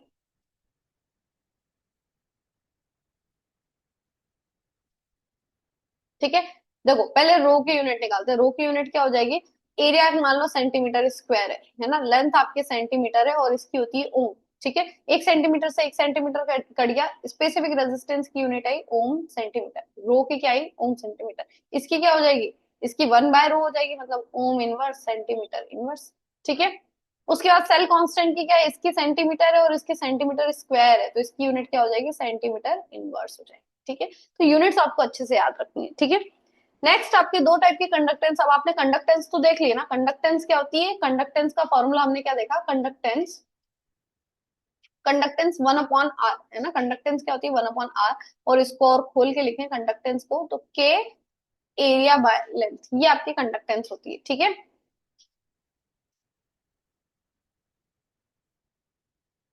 तो यहां से अब आपकी कंडक्टेंस दो टाइप की होती है। जो कंडक्टेंस होती है वो दो टाइप की होती है, मोलर कंडक्टेंस, ये और आपकी इक्विवेलेंट कंडक्टेंस।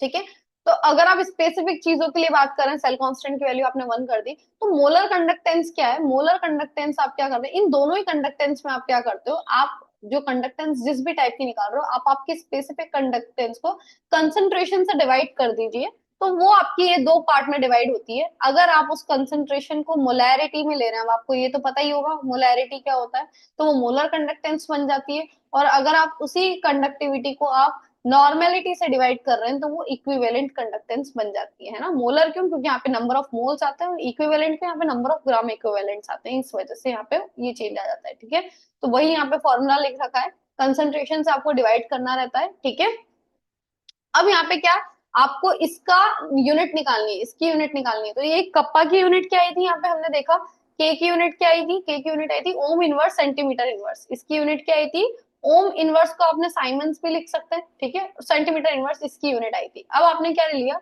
यहाँ पे इसकी यूनिट आपको निकालनी है, ठीक है, और अपॉन में क्या कंसंट्रेशन आपने मोलैरिटी में ले रखी है। अब मोलैरिटी में देखो, आपने कंसंट्रेशन मोलैरिटी में लेना है, अब मोलैरिटी का यूनिट जो होती है मोल पर लीटर होती है। अब लीटर और सेंटीमीटर में क्या कन्वर्जन होता है, आपको लीटर और सेंटीमीटर में कन्वर्जन करना है, तो 1 लीटर इज इक्वल्स टू क्या होता है 1000 सेंटीमीटर क्यूब होता है ना, 1000 सेंटीमीटर क्यूब होता है। आप डायरेक्ट यहाँ पे आओ, इधर क्या बचा देखो, साइमन सेंटीमीटर इनवर्स इसकी यूनिट हो गई, आपने क्या करा लीटर को कन्वर्ट कर दिया, ये हो गया 1000 सेंटीमीटर क्यूब हो गया, ठीक है।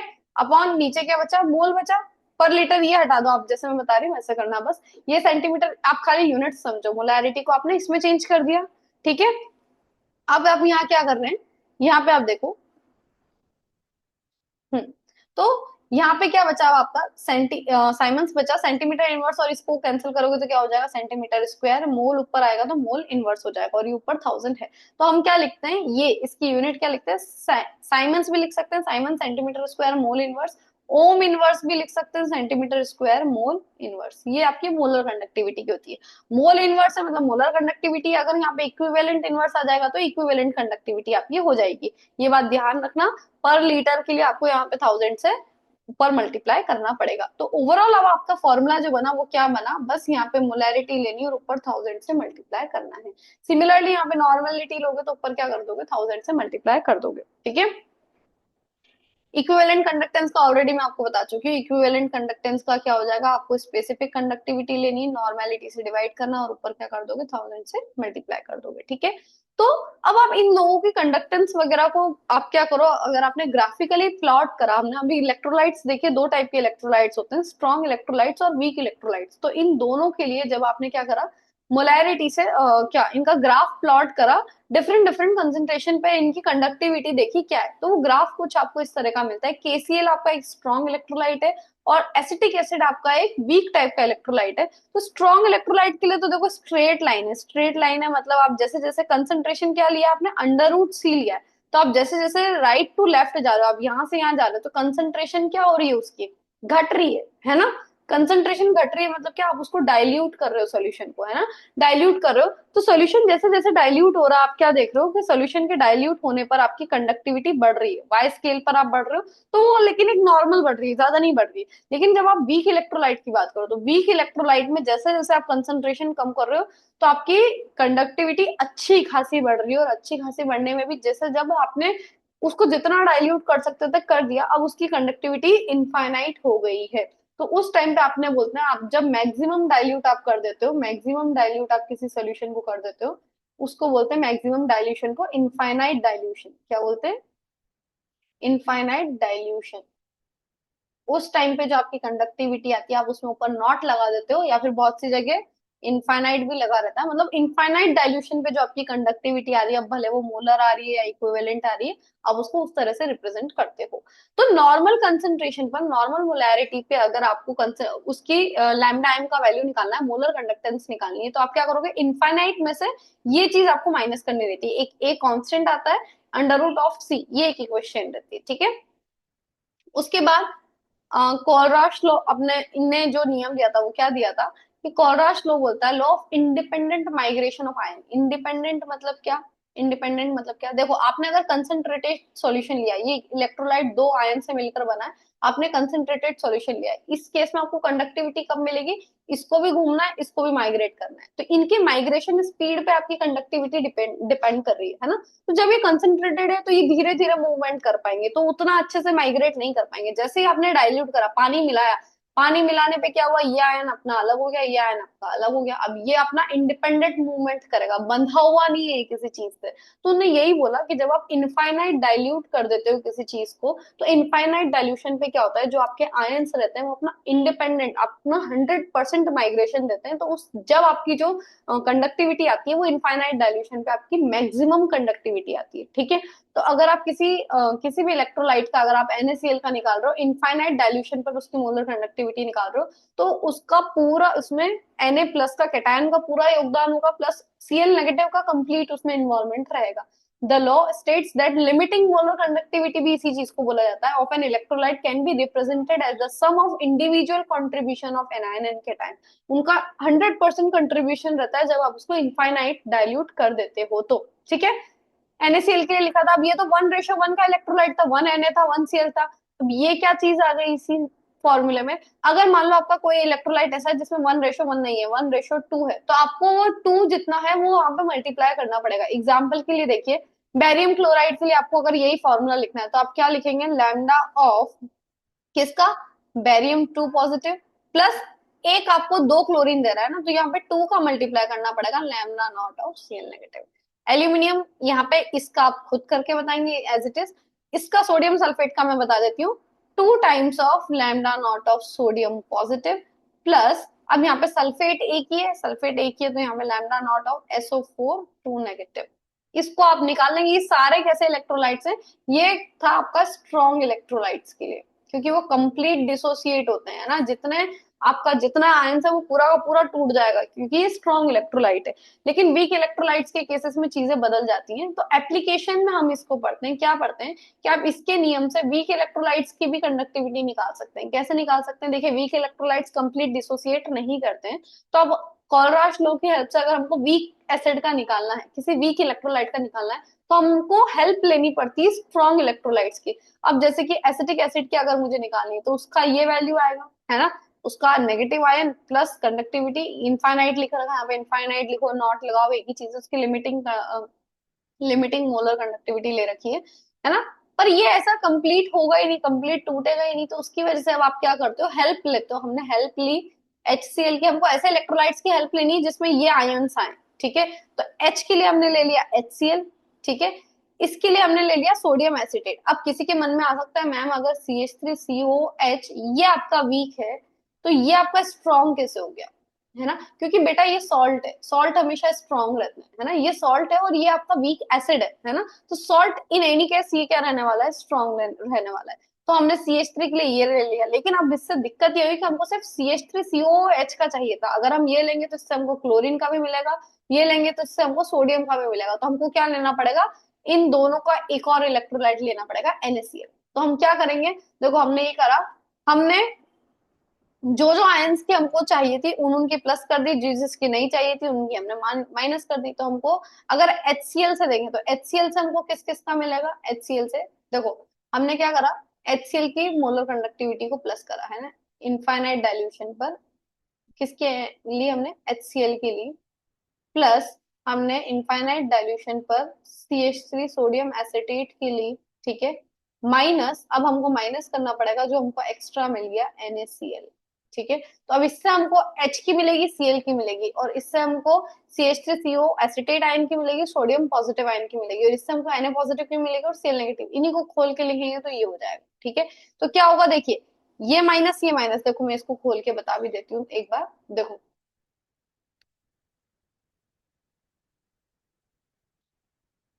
या आप एसिटिक एसिड की निकाल रहे हो, तो इससे क्या होगा, इससे आपको मोलर कंडक्टिविटी मिलेगी H पॉजिटिव की, ठीक है, M हटा देते हैं, H पॉजिटिव की, प्लस इससे मिलेगी Cl नेगेटिव की, प्लस इससे मिलेगी CH3COO नेगेटिव की, प्लस मिलेगी Na पॉजिटिव की। अब ये नेगेटिव लगा इसके आगे, तो नेगेटिव इससे मिलेगी आपको Na पॉजिटिव की, नेगेटिव इससे मिलेगी आपको Cl नेगेटिव की, ठीक है। तो आपने क्या करा, Na पॉजिटिव जो आपको एक्स्ट्रा मिल रहा था ये आपने काट दिया। अब ओवरऑल आपके पास बची किसकी, सिर्फ H positive plus lambda naught of CH3CO negative की बची, ठीक है। देखिए ध्यान से समझिएगा, थोड़ा सा हो सकता है कंफ्यूजन हो रहा हो, अच्छे से समझिएगा, इजी है। आपको क्या करना, आप एक वीक इलेक्ट्रोलाइट का CH3COH का डायरेक्टली भी निकाल सकते हैं, बट इनडायरेक्टली आपको अगर इसका निकालना है तो आप क्या करो, 3 स्ट्रॉन्ग इलेक्ट्रोलाइट लो। 3 क्यों, क्योंकि 2 के लिए तो हमको कॉमन आयन हमने ढूंढा, पर उन 2 की वजह से हमको जो एक एक्स्ट्रा आयन मिल रहा है उसकी वजह से हमको क्या लेना पड़ेगा, एक तीसरा इलेक्ट्रोलाइट लेना पड़ेगा, ठीक है। तो उसका आप माइनस कर दो, बाकी 2 का आप प्लस कर दो, तो आपको क्या मिल जाएगी एट द एंड, आपके जिसका आपको वीक इलेक्ट्रोलाइट का इनफाइनाइट डाइल्यूशन पर कंडक्टेंस चाहिए था वो आप उससे निकाल सकते हो, ठीक है। Next, degree of dissociation. Degree मतलब क्या, जैसे कि मैंने बोला वीक इलेक्ट्रोलाइट क्या होते हैं कि 10 लिया, मान लो उसमें से 6 टूट गया, 6 टूट गया, है ना,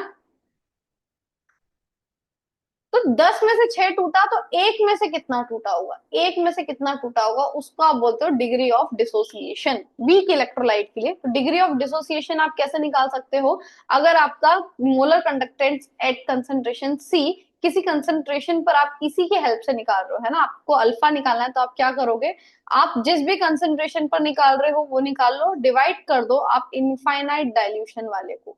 तो आप क्या निकाल सकते हो, इनफाइनाइट डाइल्यूशन पर तो मैक्सिमम वाला आपको वैल्यू मिलेगा, इनको आप डिवाइड कर दोगे तो आपको क्या मिल जाएगा, अल्फा का वैल्यू मिल जाता है। ठीक है, नेक्स्ट आपका फेराडेज लॉ, जो कि शायद लास्ट टॉपिक रहने वाला है इसका। हाँ, फेराडेज लॉ आपका लास्ट टॉपिक रहने वाला है इसका। फेराडेज ने क्या बोला था कि जब आप इलेक्ट्रोलाइटिक सेल बना रहे हो, तो इलेक्ट्रोलाइटिक सेल में क्या हो रहा है, आपका डिकम्पोजिशन हो रहा है ना, हमने क्या पढ़ा था इलेक्ट्रोलाइटिक सोल्यूशन में। इलेक्ट्रोलाइटिक सोल्यूशन में हमने ये देखा है कि इलेक्ट्रोलिसिस होता है, इलेक्ट्रोलिसिस होता है मतलब आपने जो ये सेल्स लगाए हैं, आपने जो कॉम्बिनेशन दिया है बैटरी वगैरह का, इसकी वजह से एक आयन इधर जाता है, एक आयन इधर जाता है, तो जो इधर जा रहा है हमने क्या बोला, जो रॉड पे आके वो इधर डिपॉजिट हो जाता है वेट, है ना, इधर आके वो इधर इकट्ठा हो जाएगा, तो इसकी वजह से कितने इलेक्ट्रॉन्स ट्रांसफर हो रहे हैं, इलेक्ट्रिसिटी और इस वेट के बीच में क्या रिलेशन है, वो बताने वाले कौन थे, फेराडे थे, है ना। उनने पहला नियम क्या दिया था कि कितनी केमिकल रिएक्शन होगी, the amount of chemical reactions which occurs at any electrode during the electrolysis by a current is proportional to the quantity of electricity pass. जितनी इलेक्ट्रिसिटी आप ऊपर से पास कर रहे हो उस पर डिपेंड करेगा कि आपकी टोटल कितनी केमिकल रिएक्शन हुई। अब केमिकल रिएक्शन कितनी हुई ये हमको कैसे पता पड़ेगा, जितना वेट डिपॉजिट होगा, है ना, जितना वेट डिपॉजिट होगा वो उससे हमको केमिकल रिएक्शन का पता पड़ जाएगा। तो जो वेट डिपॉजिट होगा वो डायरेक्टली चार्ज के प्रोपोर्शनल रहता है, जितना अमाउंट ऑफ इलेक्ट्रिसिटी पास हुआ। ठीक है, प्रोपोर्शनल का साइन हटाएंगे, कांस्टेंट आ जाएगा जेड, जिसको आप बोलते हैं इलेक्ट्रोकेमिकल इक्विवेलेंट कांस्टेंट। अब इलेक्ट्रोकेमिकल इक्विवेलेंट क्या होता है, इक्विवेलेंट मास को अगर आप फेराडेज कांस्टेंट जिसकी 96500 के अप्रॉक्स वैल्यू रहती है उससे आप डिवाइड कर दो, तो वो जेड का वैल्यू आ जाता है। अब इक्विवेलेंट मास का फॉर्मूला क्या होता है, इक्विवेलेंट मास होता है मोलार मास को अगर आप एन फैक्टर से डिवाइड कर दो तो इक्विवेलेंट मास बन जाता है। तो ओवरऑल जेड का वैल्यू क्या आया, एम अपॉन एन एफ। तो जेड और चार्ज किसके बराबर होता है, आई इंटू टी, क्योंकि करंट क्या होता है, चार्ज अपॉन टाइम, है ना। तो यहाँ पे पहला लॉ क्या बोलता है कि weight of deposition Z into I into T के बराबर होता है, कितने सेकंड तक आपने कितना करंट दिया, और किसको, कॉपर का दिया तो कॉपर का, यहाँ पे इसको अगर आप पूरा लिखो तो इसका एम आ जाएगा, आई आ जाएगा, टी आ जाएगा, अपॉन में एन एफ आ जाएगा, है ना। मान लो कॉपर की रॉड है तो कॉपर 2 पॉजिटिव प्लस 2 इलेक्ट्रॉन, है ना, रिडक्शन लेना है तो उल्टा रिएक्शन ले लो। तो कॉपर का मोलार मास, कितना करंट आपने पास करा, कितने टाइम तक पास करा, यहाँ पे फेराडेस कांस्टेंट की वैल्यू, और 2 इलेक्ट्रॉन है तो यहाँ पे 2 लगा दिया आपने एन फैक्टर। तो इतना, तो ये डायरेक्टली ये सब चीजें तो कांस्टेंट है, वो डिपेंड काय पे कर रहा है, इस करंट पे डिपेंड कर रहा है या फिर इस चार्ज पे डिपेंड कर रहा है कि कितना चार्ज आप प्रोड्यूस कर रहे हो। जितना चार्ज आप दोगे उतना ज्यादा उसका वेट आपको मिलता जाएगा, मतलब उतना ज्यादा रिएक्शन आपका हुआ। ठीक है, दूसरा लॉ भी इसी से डिराइव करा गया है। दूसरा लॉ ये कहता है, क्या कहता है दूसरा law, the amount of different substance liberated by the same quantity of electricity passing through the electrolytic solutions are proportional to their chemical equivalent weights। देखिए हमने क्या करा, अगर एक से ज्यादा सेल को सीरीज में लगा दिया है ना, एक से ज्यादा सेल होना चाहिए, 2 3 4 कितने भी सेल हो सकते हैं, तो जब आप उनको सीरीज में लगा के सेम अमाउंट ऑफ करंट दे रहे हैं, है ना, सेम अमाउंट ऑफ करंट जब आप उनको देंगे तो डिफरेंट सब्सटेंस अलग अलग सेल पे, जैसे कि ये कॉपर का सोल्यूशन है तो यहाँ पे डिपॉजिट कौन होगा, कॉपर होगा। ये आपका सिल्वर का सेल है तो यहाँ पे डिपॉजिट कौन होगा, सिल्वर होगा। तो उनका अमाउंट भी आपस में प्रोपोर्शनैलिटी का रिलेशन रखता है। अब वो कैसे रखता है, तो देखो हमने क्या देखा कि वेट किसके बराबर होता है, इक्विवेलेंट वेट इंटू आई T upon F. Equivalent weight को हमने ये देखा ना, ये मोलर मास, इसको आप ऐसे भी लिख सकते हो ना, molar mass I T upon N F. ठीक है, ये वेट का फॉर्मूला होता है, पहले लॉ से हमने ये देखा। अब यहाँ से इक्विवेलेंट वेट, इसी को हमने equivalent weight M M upon N को हमने ई लिख दिया। ठीक है, अब आपने क्या बोल दिया, हम आई सेम रख रहे हैं, सेम अमाउंट ऑफ करंट दे रहे हैं सारे सेल में, सेम टाइम के लिए दे रहे हैं, ये सब भी कांस्टेंट है और ये तो ऑलरेडी कांस्टेंट है ही सही। तो इसको अगर मैं यहाँ लिया हूँ तो डब्ल्यू अपॉन ई क्या हो जाएगा, आपका कांस्टेंट हो जाएगा, वेट और इक्विवेलेंट वेट का जो रिलेशन है वो क्या हो जाएगा, कांस्टेंट हो जाएगा। तो यहाँ से अगर हम देखें तो क्या आ रहा है कि डब्ल्यू जो है वो डायरेक्टली किसके प्रोपोर्शनल आ रहा है, ई के, बाकी सारी चीजें तो कांस्टेंट है। तो अगर आप पहले सेल की बात कर रहे हैं तो पहले सेल में जो भी आपका एलिमेंट है उसका इक्विवेलेंट वेट उसके वेट के प्रोपोर्शनल रहेगा। दूसरे मतलब यहाँ पे अगर आप बात करें, पहले सेल में कॉपर है तो कॉपर का कितना वेट डिपॉजिट होगा वो डायरेक्टली किस पे डिपेंड कर रहा है, उसी के इक्विवेलेंट वेट पे, है ना। दूसरे में सिल्वर है तो सिल्वर का कितना वेट इस रॉड पे जाके डिपॉजिट होगा वो डिपेंड कर रहा है सिल्वर के ही इक्विवेलेंट वेट पे। तो इसको हमने लिख रखा है weight of copper divided by equivalent weight of copper, W/E। दूसरे सेल का weight of silver upon equivalent weight of silver. इसी को हम ऐसे भी लिख सकते हैं, वेट वेट को एक साथ लिया है, इक्विवेलेंट इक्विवेलेंट को एक साथ लिया है, weight of copper upon weight of silver, equivalent weight of copper upon equivalent weight of silver. तो ये क्या हो गया आपका W1/W2। पहले को 1 मान लिया, दूसरे को 2 मान लिया, E1/E2। और अगर मान लो ऐसे ही 3 सेल होते तो 3 सेल के लिए हम क्या लिख देते, W1/W2, W1/E1 is equals to W2/E2 is equals to W3/E3। मतलब आप जो भी सेल्स ले रहे हैं उसका वेट कितना निकलेगा। आपको कोई भी 2 सेल दे दिया, अब इससे रिलेटेड क्वेश्चन कैसे आ सकता है, आपको इसमें से कोई से भी 3 वैल्यू दे देंगे। मान लो पहला दे दिया कॉपर का वेट इतना डिपॉजिट हो रहा है, W1 का वैल्यू दे दिया कुछ, और उसका इक्विवेलेंट वेट दे दिया इतना कुछ है ना। इक्विवेलेंट वेट तो नहीं भी दें तो मोलार मास से आप एन फैक्टर को डिवाइड करके खुद निकाल सकते हो। दूसरे वाले का सिल्वर वाला सेल है, उसका इक्विवेलेंट वेट आपको दे दिया, है ना। ये बताओ उसका कितना वेट डिपॉजिट होगा, तो आप क्या रखोगे, ये फॉर्मूला रखोगे और क्रॉस मल्टीप्लाई करके उसका वेट निकाल लोगे। तो इस तरीके से फेराडे के ये 2 नियम है जो कि आपको अच्छे से अच्छे हैंडराइटिंग में अच्छे से करके आना है, ठीक है। तो ये पूरा थ्योरी वाला पार्ट कवर होता है इलेक्ट्रोकेमिस्ट्री का। अब इसमें जो आपके टॉपिक्स एडिशनल बचे हैं, पहला है जिसमें टाइप्स ऑफ सेल, है ना। एडिशनल टॉपिक्स में देखिए ये मैंने डिफरेंस बता दी, ये डिफरेंस आपके नेक्स्ट थ्योरी में ले लेंगे, डिफरेंस आप समझ ही जाएंगे इसमें, है ना। तो इसमें टाइप्स ऑफ सेल के लिए आपको एक वीडियो मैं डाल दूंगी हमारे इसी चैनल पर। टाइप्स ऑफ सेल आप डायरेक्ट सर्च भी कर सकते हैं, टाइप्स ऑफ सेल को पूरा डिटेल डिस्क्रिप्शन समझा रखा है उसमें, कितने कितने टाइप के सेल होते हैं आपके। प्राइमरी सेल होता है, सेकेंडरी सेल होता है ना। आपको सेल प्राइमरी होता है, सेकेंडरी होता है, और एक फ्यूल सेल होता है ना।